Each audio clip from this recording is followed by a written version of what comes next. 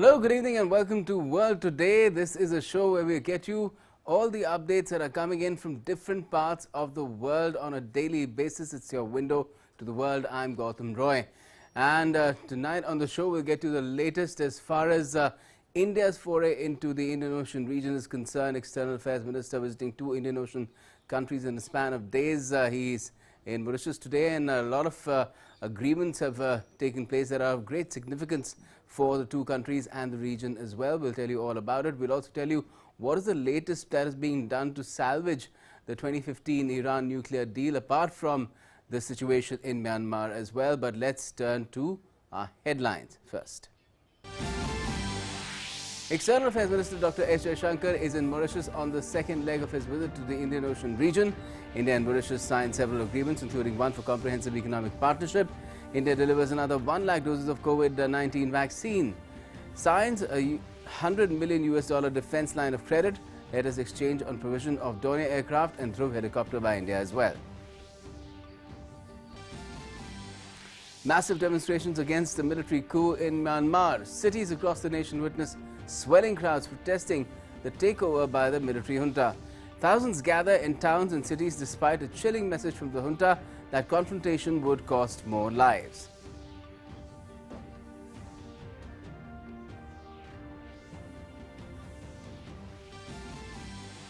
The International Atomic Energy Agency announces that it has struck a deal with Iran to cushion the blow of steps Tehran plans to take this week that include ending snap inspections. Both sides agree to keep necessary monitoring for up to 3 months.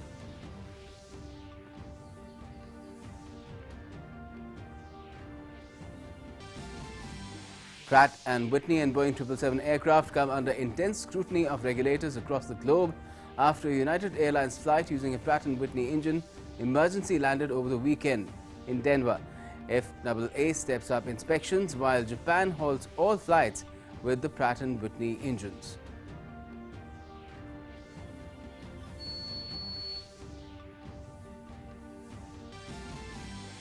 And Texans continue to reel after the bizarre weather left thousands without water and electricity, many without power, while half of the Texan population is impacted by water issues. Regulators temporarily ban power companies from billing customers or disconnecting them for non-payment.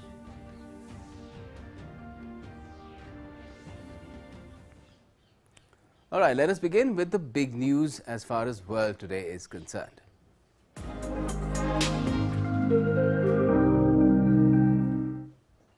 Well, External Affairs Minister Dr S Jaishankar is in Mauritius on the second leg of his visit to the Indian Ocean region. He was welcomed by Foreign Minister Alan Ganu. The External Affairs Minister's visit is being seen as an outreach effort to the nations of the Indian Ocean region. He had comprehensive discussions on the status of implementation of various infrastructure projects in Mauritius. He held meetings with his Mauritian counterparts, as also called on top leaders of the African island nation.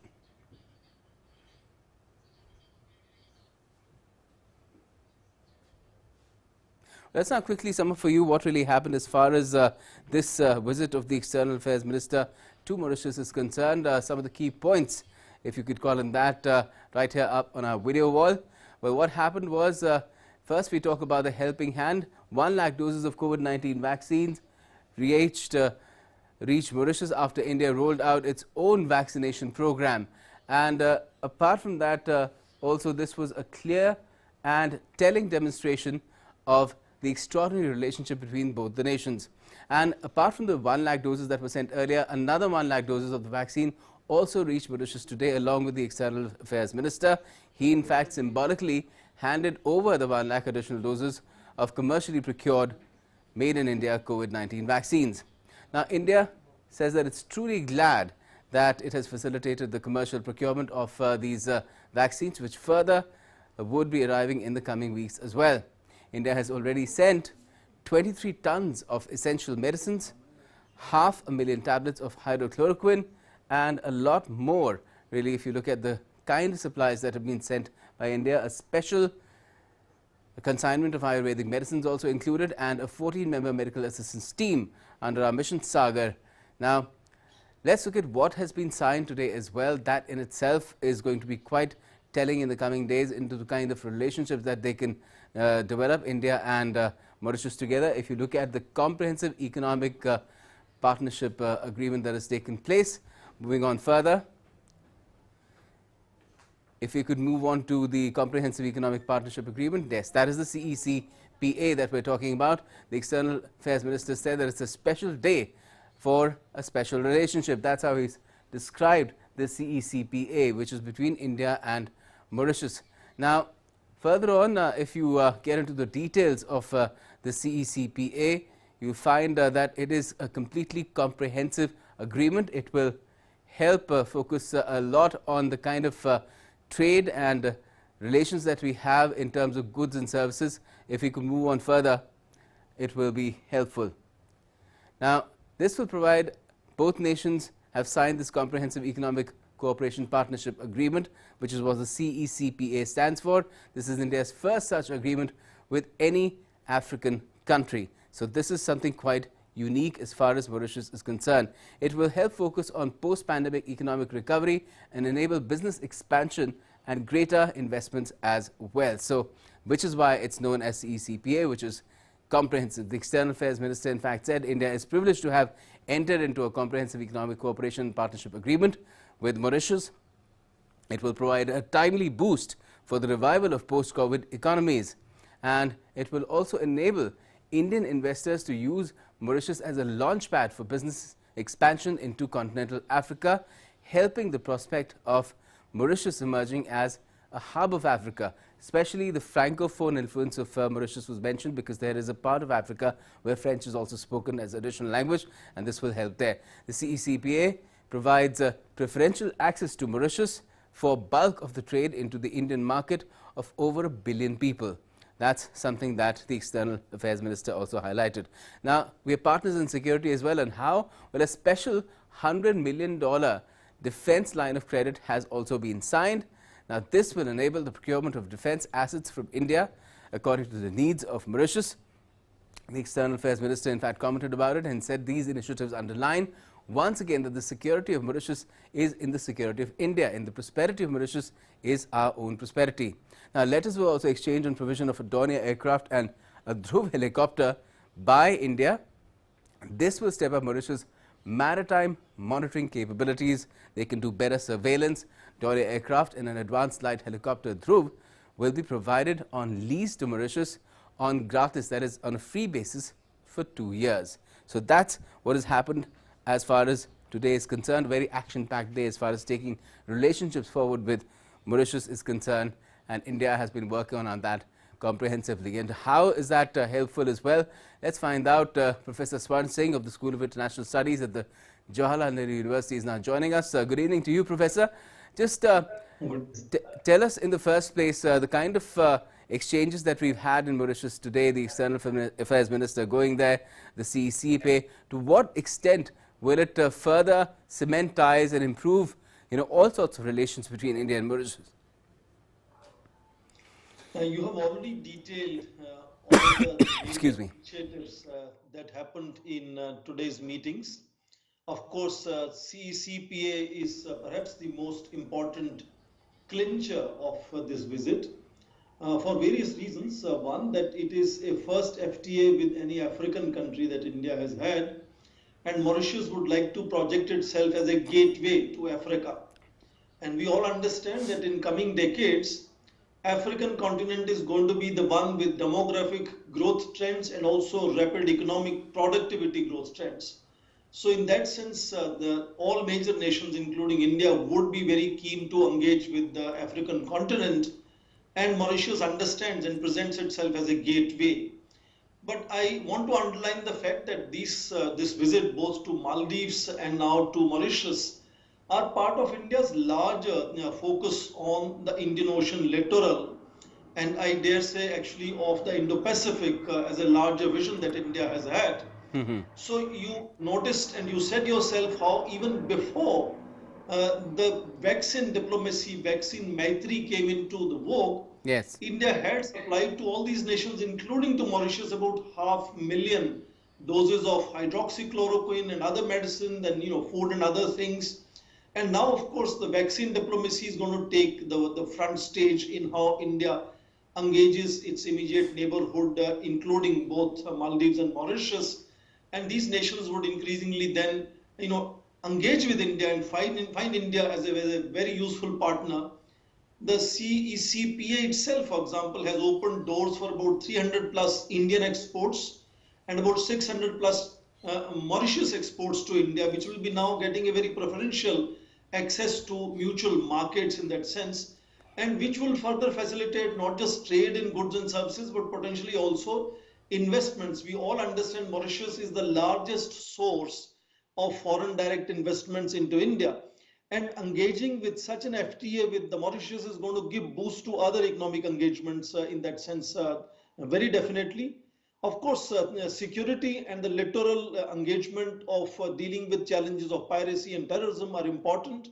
So India is empowering and participating and partnering with the Mauritius in strengthening their surveillance mechanisms, their defense mechanisms, their intelligence and everything else. So in that sense, it's a comprehensive engagement where again the focus of whether it is Operation Sanjeevani or it is the Sagar strategy that India has had from 2015 is a comprehensive engagement of intersocietal. You would remember in 2018, and last time Dr. Jaishankar had visited as Foreign Secretary with Foreign Minister, then visiting on an International Hindi Divas there. So there is a multiple intense connectivity of language, culture, religion, ethnic relationships, people. It's a very comprehensive relationship. So it's not limited to only commercial relationship that some other major powers are engaged with some of these nations. India has a very comprehensive engagement, and I think in that sense this CECPA is going to be really an important initiative here right now in both creating development opportunities for Mauritius, but also in Mauritius becoming the gateway for India in larger engagement with the Indian Ocean littoral and Africa, because Indo-Pacific vision now moves from eastern coast of Africa all the way to the... Would you say that the relationship between India and Mauritius could even be exemplary for other countries? Because if you look at the developmental partnership that we have, the kind of projects that were taken on from 2017, they've been completed in a timely manner, and they really stand out, like the Supreme Court building as well, apart from others. Indeed, in fact, India has sort of completed several projects, and in spite of the pandemic disallowing sort of actual visits, as you mentioned, we saw Prime Minister of India with President of Mauritius inaugurating and sort of giving that building complex of the Supreme Court, which India completed. Also the Metro Rail and Express and several other projects. How the relationship and interactions have continued irrespective of lockdowns and borders, and we created air bubble for some of these countries to still ensure that people could come and take medical help from India. Indian tourism was encouraged to continue in some of these nations because tourism is the main source of earning some of these nations. So in that sense, I think that sustainability of relationship despite all challenges is a good reference point how this becomes a model then for other littoral nations, how India would be then building and showcasing its engagement. You just mentioned about $100 billion of line of credit for defense procurements. All kinds of mutuality is visible here, and in that sense this indeed could become how India would engage other nations. Mauritius also is a member of South African Development Community, which directly engages India into that multilateral forum through Mauritius, and India's engagement with Africa is constantly increasing with India-Africa summit meetings, in which again Mauritius plays a great role. Then again with the Indian Ocean Rim Association, again Mauritius plays an important role in being a partner of India. So Mauritius in that sense becomes a kind of an important paradigm or a kind of a template which could be then replicated with several other nations in ensuring both mutuality and of course comprehensiveness. So comprehensive and rapid response is the focus that India has had now on how to engage this extended neighborhood and immediate neighborhood.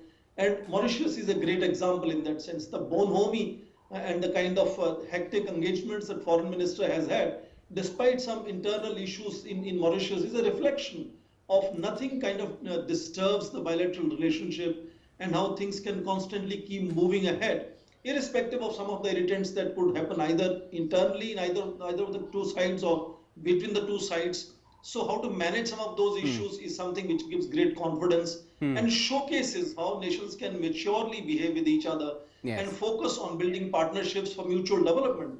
And then in that sense, Mauritius is a great example. Right. Now, Professor, saying this $100 million line of credit for defense purchases, it doesn't sound like a huge amount, you know, when it comes to defense purchases. We in India are accustomed to hearing of far larger amounts, but to understand the nature of the kind of defenses that Maldives, I beg your pardon, Mauritius needs, it doesn't really have an armed force to speak of, but for maritime surveillance and other issues of keeping an eye on its surroundings, I guess that's where this line of credit could be of immense use. Indeed, it itself doesn't look a huge amount of money because India has contributed larger sums of money in other infrastructure projects. But what is significant here is to also understand what are the threat perceptions that Mauritius would have where they want India to engage them.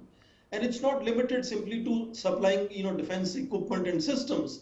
It's joint patrolling, it's training, it's advisory roles. India plays a whole lot of spectrum of the partnerships, even in defense management and security management of Mauritius. So what are the main challenges Mauritius would have? For example, maritime piracy, maritime terrorism, all kind of, such similar threats which are non-traditional threats in that sense. In middle of pandemic could also be threats which are health related. So in that sense, it's primarily focused on surveillance and early intelligence and neutralizing of some of these possible irritants to the national security or national interest of Mauritius, where I think this kind of Dhruv helicopters or this kind of equipment is very useful to them. So important here is not to showcase what is the best India can offer in terms of high technology or most expensive technology. Important is what is appropriate, what is useful. Yes, and what do they need? If you see how it was being formulated, India said, here is $100 million. Please, you decide what are your requirements. So it is for Mauritius to decide what kind of technology, advice, help, partnership they want India to deliver. And in that sense, $100 million becomes significant because the kind of equipment that would be supplied to them is catering to the needs that Mauritius has. It's not showcasing high technology, which is necessarily only to showcase in parades and is not good in actual use. So it is Mauritius which has to decide what kind of technology they want India to provide. But technology is only one component, is why this amount of $100 million may not look very attractive, very big amount. But India participates in a whole range of activities, including in defense management and security management of Mauritius. And of course, it is engaged in health sector, in infrastructure building, in a whole lot of other activities. So yes, we built an ENT hospital as well. Indeed. So in that sense, it's a whole range of partnerships that India has had over a period of time and is continuing with some of these projects. And then the bonhomie, which you repeatedly notice when the leaders meet on both sides, whether it was Father Anirudh Jagannath or now Pravin Jagannath. So it's a kind of, the people of Indian origin, language, culture, those are real constituencies that bring them together. And it's not necessarily, to be viewed only in terms of their bilateral trade or bilateral investments. It's way beyond. So in that sense, Mauritius is a very unique case of its kind of how it engages India and how India engages it. And India is today involved and is partnering with almost every possible sector in Mauritius. And in that sense, if you look at whole spectrum of constituencies which join them together, then this $100 million and Dhruv helicopters, fall in place and look very, very significant. And this is a two-way street if you look in, to the future as well, and try to be a little, play the long-term game, because again, the CECPA that we've had with Mauritius, we've seen China also having an FTA just a little earlier. But again, the nature of how the two countries, India and China, conduct business is different, and perhaps Mauritius understands that too. Two things very quickly. One, China's engagement absolutely can never replicate the relationship that Mauritius has with India. I've just underlined how in every aspect of life, India is partnering with Mauritius. China's engagement has largely been limited to commercial and strategic. So that is how Chinese look at their engagement with Mauritius in that sense. And if you notice how the trade and relationship with India is picking up in last 2 years or 3 years, it's showcasing a whole change of mood in Mauritius. And particularly when it comes to, this vaccine diplomacy. Yes. You gave figures yourself how India is now having an enormous advantage. We know that Sputnik also is going to be produced by Reddy Laboratories in India. So India already is a pharmacy of the world, and that is a great advantage compared to China, which is seen as a country where the pandemic started, compared to India, which is going out as a pharmacy of the world and gifting initially. And even when we give it on commercial basis, it will be very, very cost-effective, low Yes. pricing, which India again is famous for. So this vaccine diplomacy, vaccine maitri, is going to give an enormous advantage to India in engaging Mauritius and other littoral nations. I don't want to really compare apples and oranges. China is a very different country. Its engagement is very different. China and India cannot be same. India should never be like China. But advantage India is very clearly visible now in terms of vaccine diplomacy. Yes. And that is clearly showing as to how these nations, including Mauritius, are responding to India. Let's hope that that is further built upon in the coming days, and we have more positive things to talk about where relations with countries like Mauritius is concerned. Thanks a lot for joining us, Professor Swan Singh, this evening. Okay, moving on now. Confrontations in the form of protests, civil disobedience and general strikes have been intensifying in Myanmar against the 1st of February military coup. Protesters remain undeterred by the army's crackdown and warnings. The crackdown itself has so far caused the loss of lives in the numbers of 3. The international community is also mounting pressure on the military to relinquish power and return Aung San Suu Kyi's democratically elected government back to power as the situation remains tenuous. A massive demonstration against the military coup has begun in Myanmar. Cities across the nation are witnessing swelling crowds protesting the takeover by the military junta. Activists have called for protest on Monday, dubbing the date of 22nd February 2021, which encompasses the number 2 5 times. The number is an allusion to August 8, 1988, which had the number 8 repeated 4 times. That was the date when a pro-democracy uprising kicked off in Myanmar 33 years ago, ultimately ending in a bloodbath. General strikes have been called via social networking services. Businesses shut in Myanmar on Monday in a general strike called to oppose the military coup, and thousands of protesters gathered in towns and cities, despite a chilling message from the junta that confrontation would cost more lives. Thousands of people gathered in Yangon amid marching and gathering in the downtown area. Some marched near the Sule Square and stormed on the pictures of junta leader Min Aung Hlaing.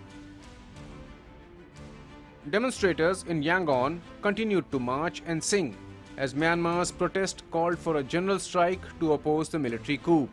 People on motorcycles also participated in the massive protest in Yangon, demanding release of NLD leader Daw Aung San Suu Kyi along with other leaders. The protest is now slowly and surely spreading to new locations, and people across Myanmar are joining the call to return to democracy. Thousands of people in southeastern town of Daive in Myanmar joined the nationwide strike on Monday. Protesters marched and repeatedly chanted "Our rights, our right" as they made their way through alleys and roads in the downtown areas.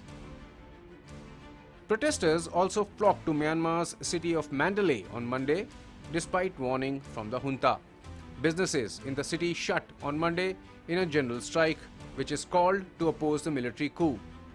The international community is also stepping up the pressure on the junta to restore democracy and release the detained leaders. US Secretary of State Antony Blinken tweeted, "The United States will continue to take firm action against those who perpetrate violence against the people of Burma as they demand the restoration of their democratically elected government.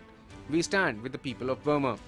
Blinken post came 10 days after the United States imposed sanctions on Myanmar's acting president and several other military officers. On Saturday, 2 more protesters were killed when police opened fire in Mandalay, marking the bloodiest day in the campaign for the restoration of democracy. A young protester died in hospital on Friday after she was shot in the head on February 9th. The army in Myanmar seized power after alleging fraud in November elections that were swept by Aung San Suu Kyi's National League for Democracy and detained her and much of the party leadership. The Electoral Commission has dismissed the fraud complaints. the military has been unable to quell the demonstrations and a civil disobedience campaign of strikes against the coup and the detention of elected leader Aung San Suu Kyi and others, even with the promise of new elections and stern warnings against the dissent. World Today, TD India. It's quite an unpredictable situation there in Myanmar. Now, the International Atomic Energy Agency has reached a temporary bilateral understanding with Iran to salvage the nuclear deal for now.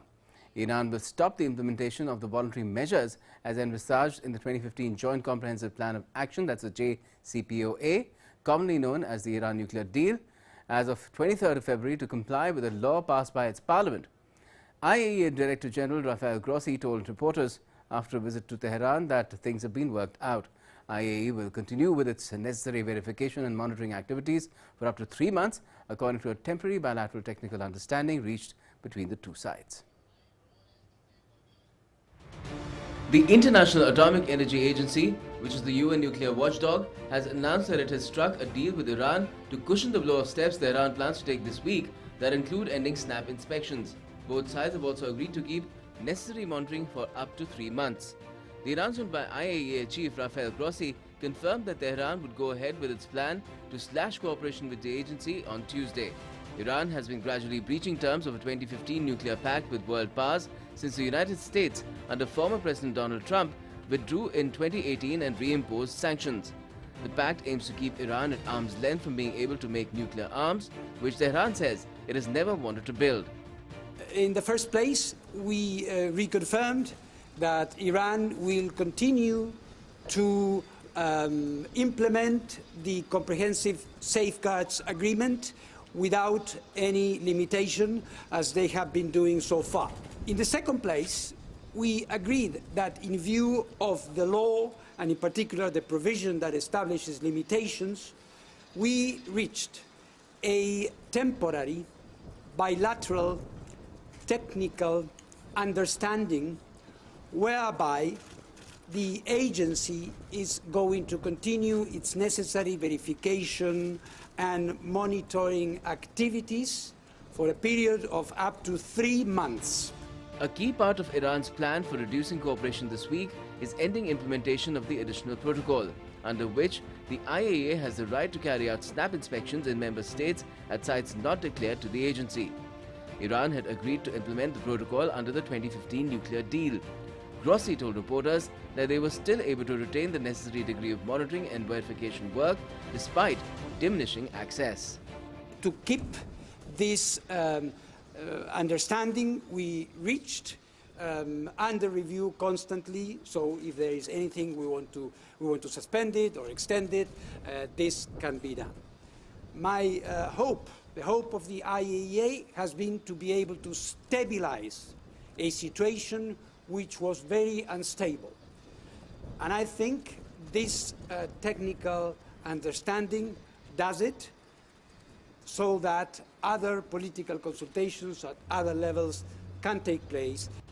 Before he spoke, the IAEA and Iran issued a joint statement saying Tehran would continue implementing the Comprehensive Safeguards Agreement, its core obligations to the agency that allow for monitoring of its declared nuclear facilities. US President Joe Biden has said he is ready to talk about both nations returning to the accord, although the two sides have been at odds about who takes the first step. World Today Desk, DD India.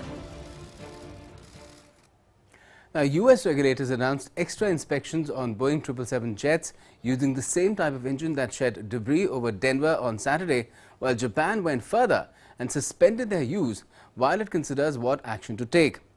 United Airlines has said it would voluntarily and temporarily remove its 24 active planes of the type from its schedule.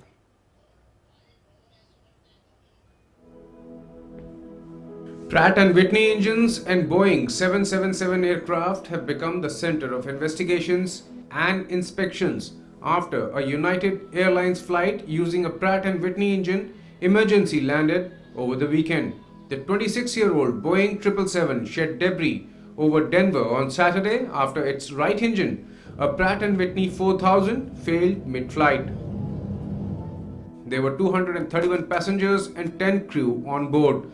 United Airlines and Japan have grounded all Boeing 777s with the Pratt & Whitney engine until further notice. United Airlines said late Sunday that it will immediately halt all flights by its fleet of 24 Boeing 777 airplanes with the same type of engine involved in Saturday's emergency landing in Denver.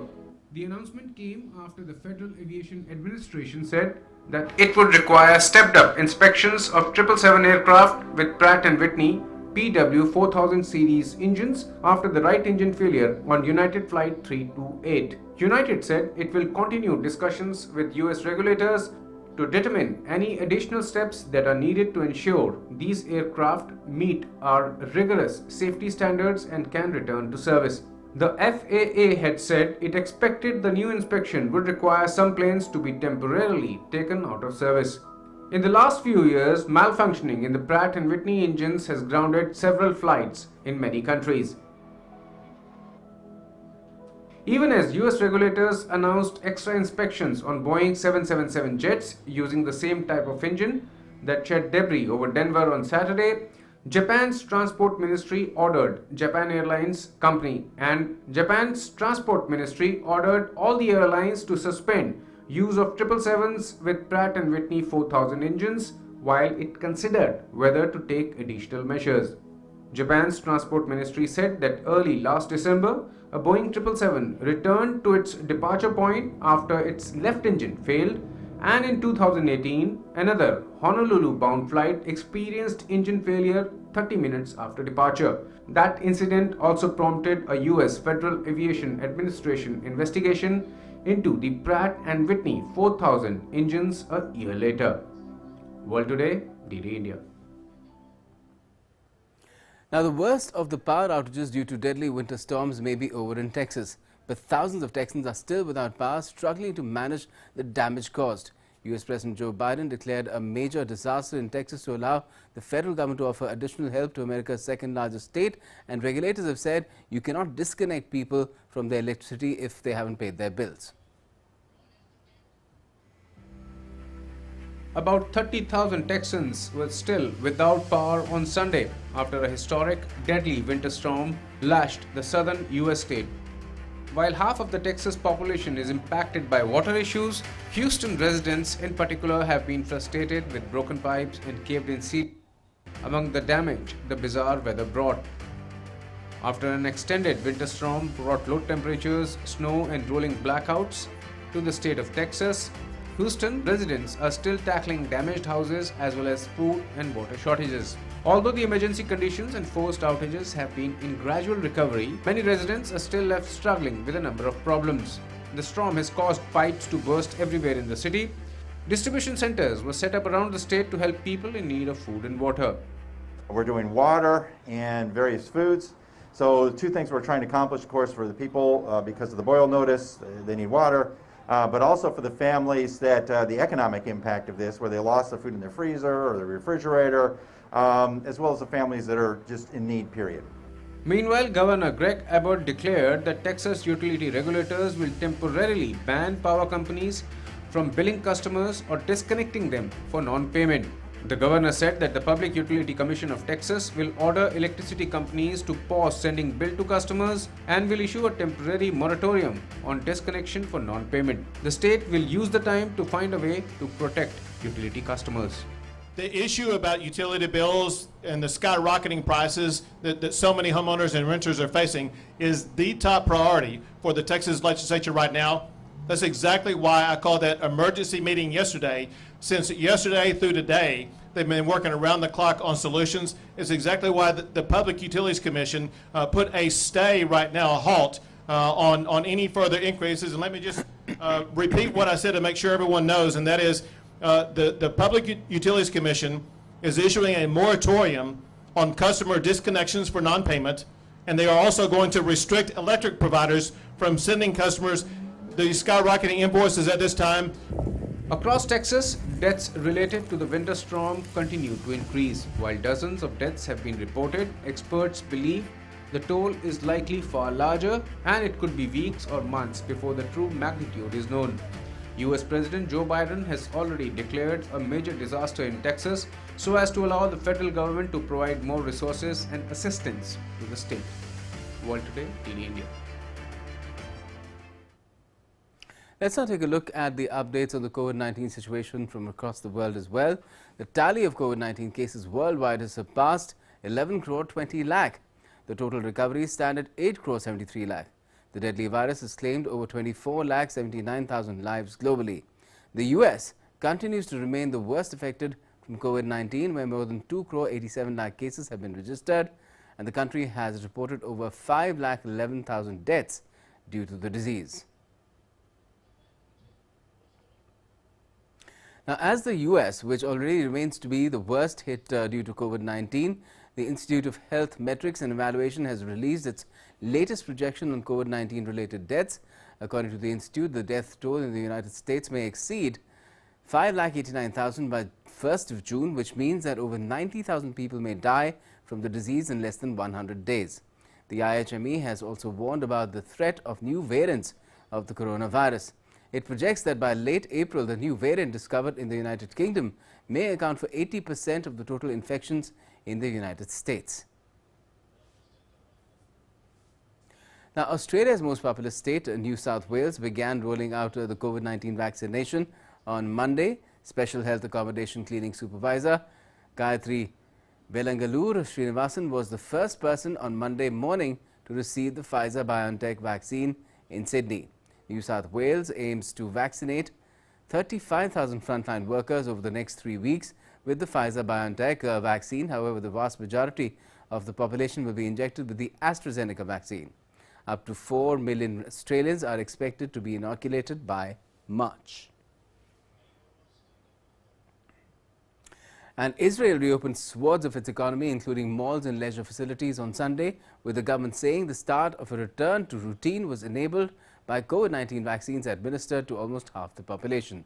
Shops were open to all, but access to gyms, hotels and theatres was limited to people with a green pass. Those who have had both doses of vaccine more than a week prior or recovered from the disease with presumed immunity. Pass holders could prove their status by presenting a vaccination certificate or downloading a Health Ministry app linked to their medical files.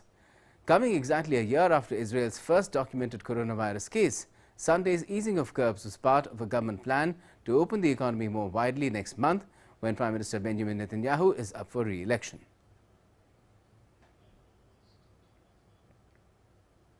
Worshippers and clergy at one of the world's biggest churches joined others to back a petition in Belgium to scrap rules which impose a 15% limit on attendance at Mass. They described the rules as absurd. During the country's second wave of COVID-19 infections, the Belgian government decided to limit access to places of worship. Gaza received 20,000 doses of Russia's Sputnik V vaccine, that is a COVID-19 vaccine, from the United Arab Emirates on Sunday, a move secured by Palestinian President Mahmoud Abbas's rival, Mohammed Dahlan, who is based in the Gulf state. Gaza health officials said they would begin vaccination on Monday with priority to medical workers and those with chronic diseases. Many patients were contacted in advance and asked to give their consent if they would be willing to take the dose. The step by Dahlan, whom Abbas had dismissed from his Fatah party a decade ago and forced into exile, was seen by analysts as an attempt to score points ahead of a planned Palestinian election later this year.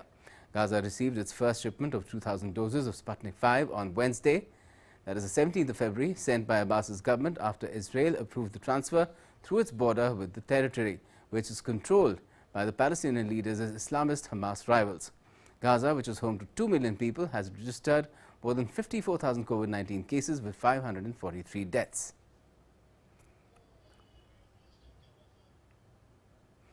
Now, in Africa, gunmen opened fire on the motorcade of Libyan Interior Minister Fathi Bashaga in the capital Tripoli on Sunday, but he escaped unharmed, as sources close to Bashaga said. The assailants fired heavily on Bashaga's convoy as he drove through western Tripoli after visiting the National Oil Corporation and the headquarters of the ministry's law enforcement force. Bashaga's guards exchanged fire with the attackers before pursuing them, killing one, injuring another and arresting two, according to the source. The attack has come as the internationally recognized government of national accord, in which Bashaga serves, prepares to make way for a new interim government selected in a UN-led process aimed at unifying Libya's warring factions.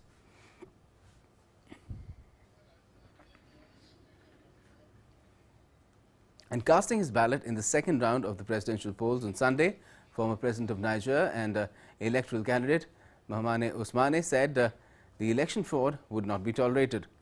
Ousmane is Niger's first democratically elected president and was ousted in a 1996 military coup. He is contesting against Mohamed Bazoum from the ruling party. Bazoum is seen by many as the favorite after leading in the first round on the 27th of December with 39.3% of the vote compared to Ousmane's 17%.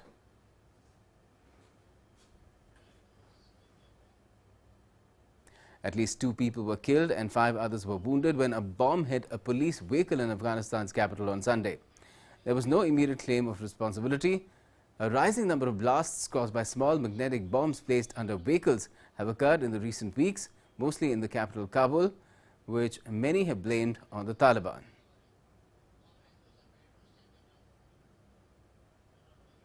Now, in Indonesia's Karawang city, severe flooding has left around 4,000 people looking for shelter and has affected around 25,000 people in total, forcing the country's disaster mitigation agency to launch massive evacuation operations. The agency has released footage showing severe flooding in the city, including heavy water flowing over a breached embankment along the main Citarum River. Its tributaries run some 300 kilometers to the capital city of Jakarta. Now, as the situation continues to be grim, officials are prioritizing evacuating people with health problems, children, seniors and pregnant women. Amid this, Indonesia's meteorology agency has warned that the heaviest rain of the season may fall in around the densely populated capital and surrounding areas in the coming days, with extreme weather including heavy rain, thunder and strong winds expected until the end of February or early March.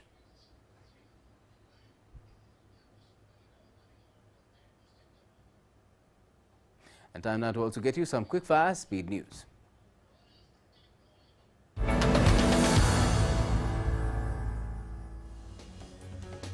New Zealand marked the 10th anniversary of an earthquake that struck its South Island city of Christchurch, killing 185 people, injuring thousands and leaving a trail of destruction.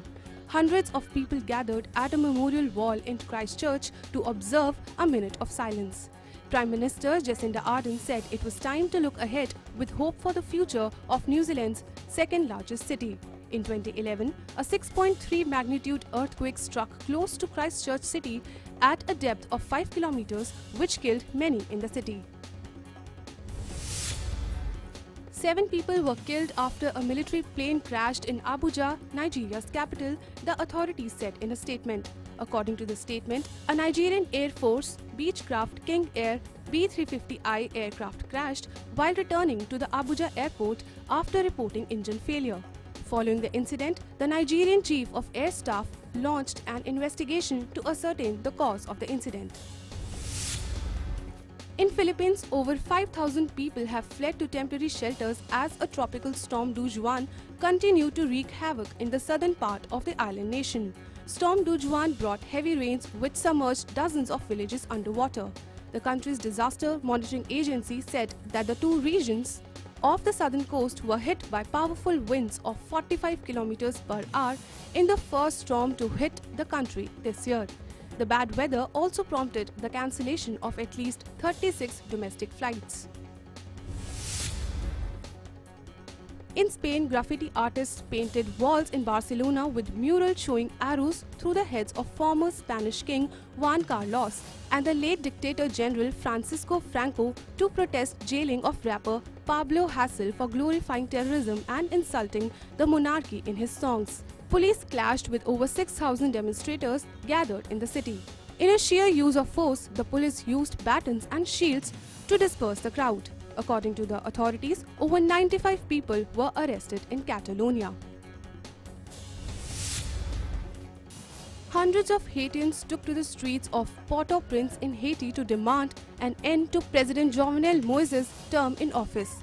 Political turmoil has engulfed the volatile Caribbean nation amid a dispute between Moïse's administration and the opposition over when the president's term is supposed to end. Haiti's opposition claims Moïse should step down as his 5-year term in office expired on February 7 following 2015 elections. However, Moïse rejects those claims, arguing he took power in February 2017 after winning fresh elections in 2016. In the United States, 3 people were killed and 2 others were injured in a shooting at a gun store in a suburb of New Orleans. A number of law enforcement agencies were on the shooting scene at the Jefferson Gun Outlet in Metairie and are trying to understand what led to the incident. The initial shooter is also among the dead. Other people who were inside the shop also opened fire in response to the shooting. World Today Desk, DD India. And let's also now take a look at what all made headlines on this day in the pages of history.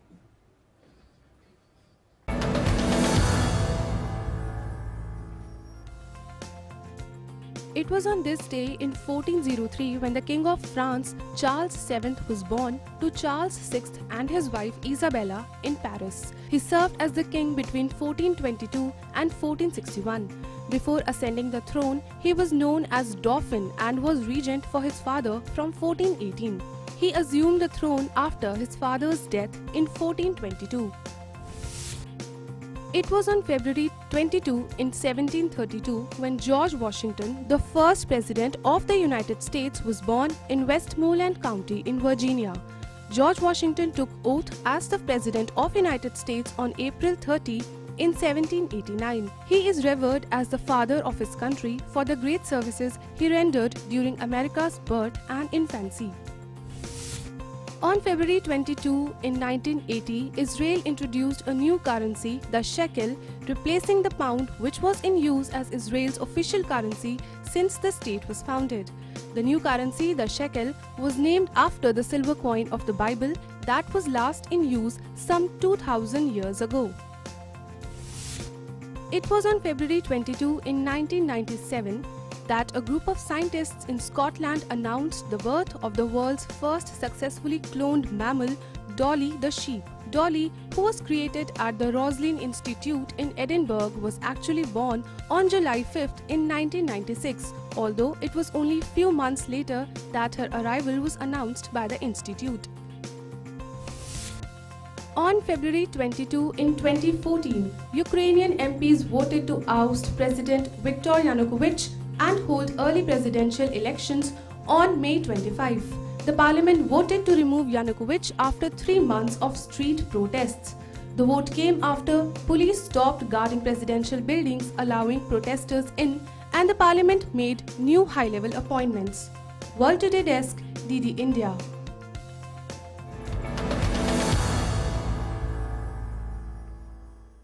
And now it's time for your daily fix of offbeat, odd news stories from around the world in Beyond Headlines.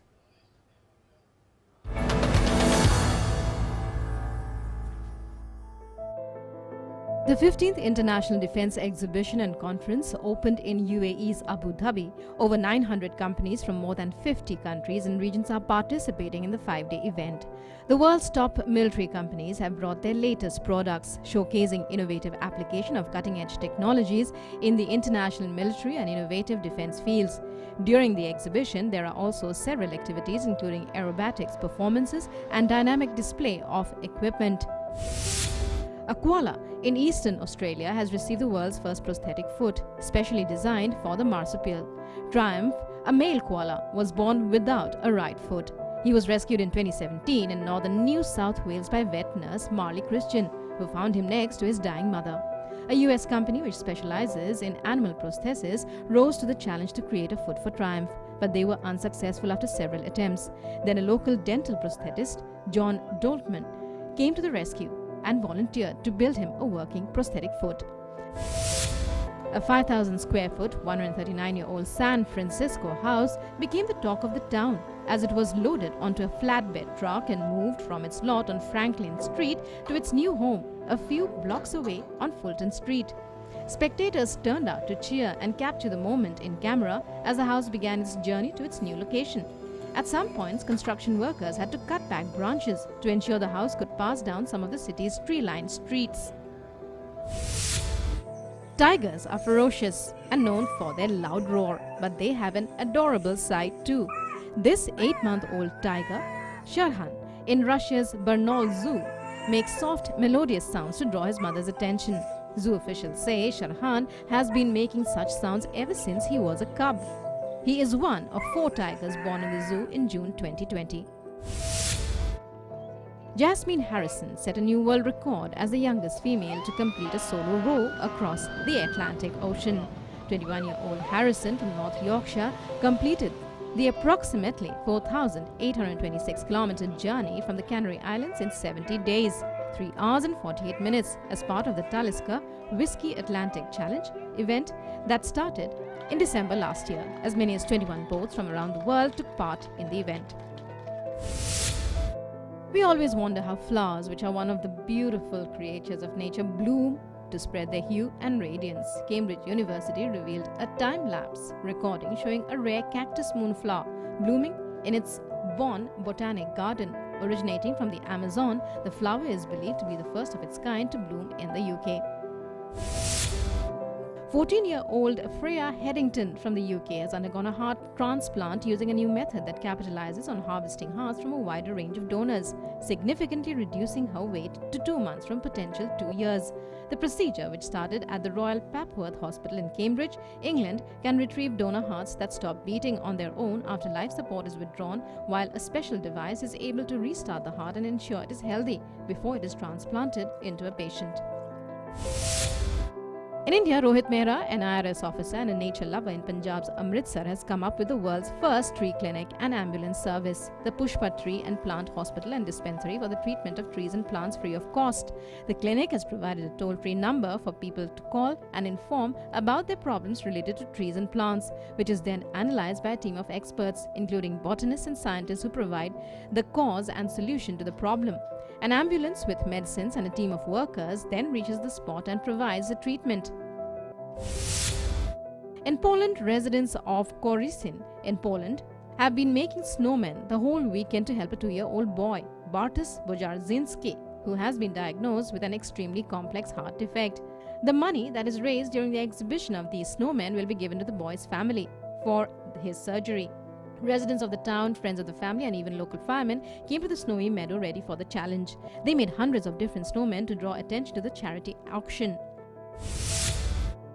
The world's largest snow maze in Canada's Manitoba has become bigger as owners of the maze have expanded it to 91% in a bid to avoid COVID-19 spread. The larger layout and staggering the times visitors can enter the maze are a nod to social distancing guidelines. The massive labyrinth is 240 feet by 240 feet and took 6 weeks to build due to unusually warm weather and the expanded size. World Today Desk, DD India.